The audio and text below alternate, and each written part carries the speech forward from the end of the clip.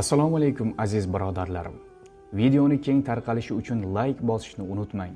Payg'ambarimiz sollallohu alayhi va sallam sababchi bo'lgan qilgan bilan barobardir deganlar. Inshaalloh bu sabab siz ham ajru savoblarga ega bo'lasiz. Bismillahirrahmanirrahim. Alhamdulillahi robbil alamin. Vassalatu vassalamu ala ashrafil mursalin. Amma ba'd. Assalomu alaykum va rahmatullohi va barakatuh. Muhtaram azizlar, Odam alayhissalom va momo Havo onamizni yer yuziga gunohlari sababli tavbalarini qabul qilib, endi imtihon qilinib, imtihondan keyin yana qayta jannatga kirgizishlikni iroda qilgan Robbimiz Odam alayhissalom va momo Havo onamizdan bir qancha zurriyotlarni davom ettirdi. Shayton esa o'zi qasam ichib qiyomatgacha men odam bolalarini yo'ldan ozdiraman degani kabi yana o'zini dushmanchiligini, vasvasasini davom ettirdi. İnson bor ekanki xato qiluvchi ekan. Odam alayhissalomning farzandlarining orasida ham xato qiluvchi bo'ldi. Odam alayhissalomning ikki o'g'illari bor edi. Birlarini Qobil, birlarini Hobil deb atalinadi. Mana shular haqida Qur'onda Alloh taolo bayon qilib aytadiki, ularga odamning ikki o'g'li xabarini haq ila tilovat qilib bering. Ikkovlari qurbonlik qilganlarda birlaridan qabul qilindi, boshqasidan qabul qilinmadi. U albatta men seni o'ldirajakman dedi.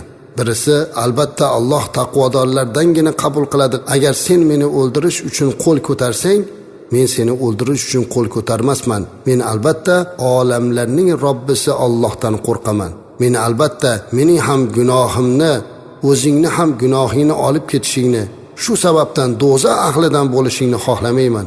Ana o'sha zolimlarning jazosidir dedi. Alloh taolo Qur'oni Karimda ushbu xabarni bizga yetkazdi. Tafsirlarda odamni bu ikki o'g'li kimligi ekanligi, nima uchun qurbonlik qilishgani, bittasidan qurbonlik qabul bo'lmaganligini sababi va boshqa tafsilotlar uzundan uzoq bayon qilinadi. Hatto boshqa dinlarning kitoblarida ham ma'lumotlar keltirishadi. Ehtimol o'sha ustoz mufassirlar rahmatulloh alayhimlar yashagan zamon taqozosi shu bo'lgandir. Ehtimol ular yashagan madaniy va ma'rifiy muhit shuni taqozo qilgandir. Ammo aslini olganda Qur'oni Karim hidoyat kitob. Unda keltiriladigan qissalar ham kishilarni hidoyat qilish ishiga hissa qo'shmoqligi lozim. Bu ishda esa shaxslarning ismi, voqea bo'lib o'tgan joyning nomi, yer maydoni kabi chegara va raqamlarga bog'liq ma'lumotlar uncha ahamiyatsiz. Oxirgi paytda o'tkazilgan ilmiy tekshirishlar, xususan Qur'oni Karim va boshqa samoviy kitoblar bilan solishtirib ko'rishlar ham ushbu fikrni tasdiqlab chiqmoqda. Shuning uchun zamonaviy tafsirchilarimiz mazkur qo'shimcha ma'lumotlarga berilib ketmasdan asosiy e'tiborni Qur'oni Karim zikr etgan hodisalarning mohiyatiga qaratishni maslahat beradilar. Haqiqatda ham ushbu qissada zikr qilingan odamning ikki o'g'lini ismlarini bilishdan hidoyat yo'lida bir foyda bo'lsa, Alloh uni ismlarini aytib qo'yar edi. Qissaga qaytadigan bo'lsak, odamning ikki o'g'li bor. Ularga qurbonlik qilishni buyurdi Alloh taolo. Qurbonlik qilganlarda birlarini qurbonligi qabul bo'lgan, ikkinchilariniki esa qabul bo'lmagan. Shunda qurbonligi qabul qilinmagan o'g'il qurbonligi qabul qilinganiga hasad qilib ko'ra olmasdan, men seni albatta o'ldiraman dedi. Qarang hasadni. Qurbonligi qabul bo'lmagan uni yaxshi kishi emasligidan dalolat edi. Uni niyati buzilgan edi, xolislik yo'q edi. U qurbonlik qilmoqchi bo'lgan hayvonini eng zaifini, eng nochorini olib chiqqan edi. Qabul bo'lgani esa eng yaxshisini, eng go'zalini olib chiqqan edi. Lekin qabul qilguvchi Alloh degan narsadan uzoq bo'ldi. Ikkalalari o'sha joyda janjallashdi. Yana ba'zi tafsirlarda urushni, hasadni boshlanishi biz yuqorida aytganimizdek, bir qorindan bitta o'g'il, bitta qiz tug'ilgan bo'lsa, ular bir-biriga turmush qurishi harom, keyingilariga mumkin bo'lar edi. Bu birlariga o'zi bilan biriga tug'ilgan egizagi chiroyli, men mana shunga uylanaman deb turib oldi. Lekin o'sha mahalda shariati o'zini egizaga uylanishni harom qilganligi uchun u narigi egizagini singlisiga uylanishga majbur bo'ldi. Va natijada menga xunukrog'i, mana bunga chiroylirog'i bo'ldi deb hasad qilishni boshlagan edi. Va bu hasadi mana qurbonlikda ham yana kuchaydi. Ularga qurbonlik qilish buyurilindi. Ularning birlarini qurbonligi qabul bo'ldi, ikkinchisini qurbonligi qabul bo'lmadi. Va natijada o'sha joyda birlari ikkinchisini o'ldirdi.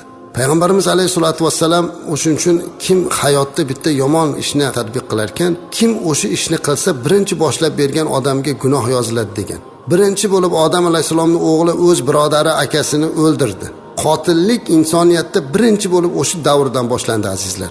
Endi qiyomatgacha kim qotillik qilsa, o'sha qilgan gunohdan bitta nasiba birinchi qotil bo'lgan Odam alayhisalomning o'g'lining daftariga ham yozilib boradi. Alloh bundan saqlasin. Siz qilayotgan yomon ish, yomon bid'at insonlarga ta'lim bo'lib qolsa, kim buni davom ettirsa boshlab berganiga ham o'sha yozilib boriladi. Shunday ekan, bu narsadan nihoyat darajada o'zimizni ehtiyot qilishimiz kerak. Shunday qilib aka uka bir-biri bilan urushib, birlari ikkinchisini o'ldirib qo'ydi azizlar. Alloh azza va jalla buni qilgandan keyin nima qilishni bilmay turganida osmondan bir qarg'ani yubordi. Buni haqida ham Alloh boshqa bir Moida surasida aytadiki, Alloh yer yuzida kezib yurgan qarg'ani unga birodarini o'ligini qanday ko'mishni ko'rsatish uchun yubordi. U sho'rim qursin, mana shu qarg'achalik bo'lib birodarim o'ligini ko'ma olmadimi dedi. Bas u nadomat qiluvchilardan bo'ldi. Ya'ni aka ukani o'ldirib qo'yib nima qilishni bilmay turganda Alloh osmondan qarg'a yuborgan ekan. Bir qarg'a ikkinchi qarg'a bilan urushib, ikkinchisi o'lgandan keyin kavlab uni yerga ko'mgan ekan. Mana shuni ko'rib shu qarg'achalik bo'lmadimi deb o'zini qilgan ishidan pushaymon yeb birodarini ko'mgan. Inson olamdan o'tsa ko'mishlik ham mana shundan boshlandi azizlar. İnsonning qotilligi ham mana shundan boshlandi. Shunday ekan, biz bu narsalarda o'zimizga nima uchun o'rganyapmiz? Azizlar, hozir keyingi kunlarda juda ham ko'payayotgan jinoyatlardan, gunohlardan bittasi qotillik bo'lyapti. Ko'pchilikda mana shu narsa bo'lyapti. Qo'llarida yosh bolalarimiz pichoq olib yuribdi. Maktab o'quvchilari deysizmi, kollej o'quvchilarimi, ko'cha-ko'yda yuradimi, yosh bolami, kattami, ba'zilarini qarasangiz qo'llarida kichkina pichoqchalar, odam o'ldirishga moslangan narsalar olib yuribdi. Nahotki mo'min musulmon shunday bo'lsa, axir bizda kattalarimiz o'rgatishgan, eslang, pichoqni o'ldiradigan qurolni ikkinchi bir birodaringga yo'naltirmaginki iymondan ayrilasan deb qo'rqitishgan. Bu o'sha Odam alayhisalomning o'g'illari boshlab bergan qotillikning davomi bo'lib qolmasin. Biz ham birodarmiz. Zero boshqa oila, boshqa bo'lsa ham hammamiz Odam alayhisalomning avlodimizmi? Demak, birimiz ikkinchimizni o'ldirishga haqqimiz yo'q. Shuning uchun ham eng katta gunohlardan bittasi qotillik gunohidir azizlar. Mana bu narsadan nihoyat darajada o'zimizni ehtiyot qilmoqligimiz kerak. Qur'oni Karimda bu qissani ismlari aytilgan bo'lmasa-da, tarixchilarimiz qotil o'g'ilning ismi Qobil, o'ldirilgan o'g'ilning ismi Qobil bo'lganini aytib o'tadilar. Odam alayhisalomning o'zlarini, hayotlari, bundan keyin qanday bo'lganliklari, vafotlari to'g'risida Qur'oni Karimda hech qanday gap yo'q. Faqat tarixchilarimizning mulohazalari, ilmiy izlanishlari natijasida Odam alayhisalom 1000 yil yashab, so'ngra vafot etadilar deydi. U kishi o'zlari jannatdan birinchi tushgan yerlari Hindiston tog' yaqiniga dafn qilinadi. Mana shu joyda olamdan o'tadi Odam alayhisalom. Odam alayhisalomda osmondan tushgan farishtalar o'zlari yuvib, o'zlari kafanlab, yerga xuddi biz kabi lahad kavlab mana shu joyga dafn qiladilar deb aytiladi. Ba'zi birlari esa Odam alayhisalom Makka mukarramadagi Abu Qubays tog'ini tagiga dafn qilingan deganlari ham bor. Ularni hamma ishlarini, kafanlash va janozalarini, qabrlarni qazishdan tortib dafn ishlarini hammasini farishtalar bajargan deb aytilinadi.